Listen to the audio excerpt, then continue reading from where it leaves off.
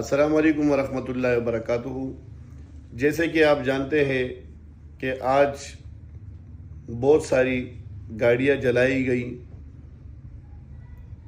तो मेरा उन लोगों से सवाल है जिन लोगों ने ये गाड़ियां जलाई है, क्या उस गाड़ी के ऊपर लिखा हुआ था कि ये पठान की है या सिंधी की है या महाजिर की है या किसी और की है? आपको पता है कि वो गाड़ियां किसकी थी? वो गाड़ियां एक गरीब आदमी की थी जिसने अपना घर बेचकर गाड़ी लिया था किश्तों पर कि यार मेरे बच्चों का झूला जले। आपको पता है वो गाड़ी किसकी थी? किसी ने बेचारे ने कर्ज लिया था, किसी बेचारे ने बीसी डालकर किश्तों पे गाड़ियां ली थी। तो आखिर उसके जिम्मेदार कौन है?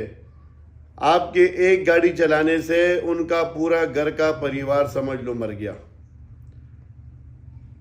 मेरी हुकूमत वक्त से ये दरख्वास्त है आईजी सिंध साहब से और डीजे रेंजर साहब से, आर्मी चीफ से, कि जो लोग कराची का अमन व अमान ख़राब करना चाह रहे हैं उनको फ़ौरन गिरफ़्तार किया जाए और उन गरीबों का मुआवजा भी लिया जाए जिनकी गाड़ियाँ जली है और उनको कड़ी से कड़ी सज़ा दी जाए।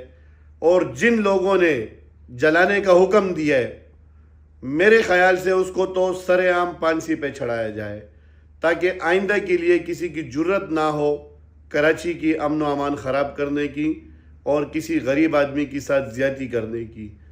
तो मेरा हुकूमत वक्त से ये मुतालबा है कि खुदा के लिए ये तआस्सुब, ये खुनरेज़ी और कराची का जो अमन ख़राब किया जा रहा है दोबारा, ऐसे लोगों के साथ बिल्कुल रियायत और माफ़ी नहीं होनी चाहिए।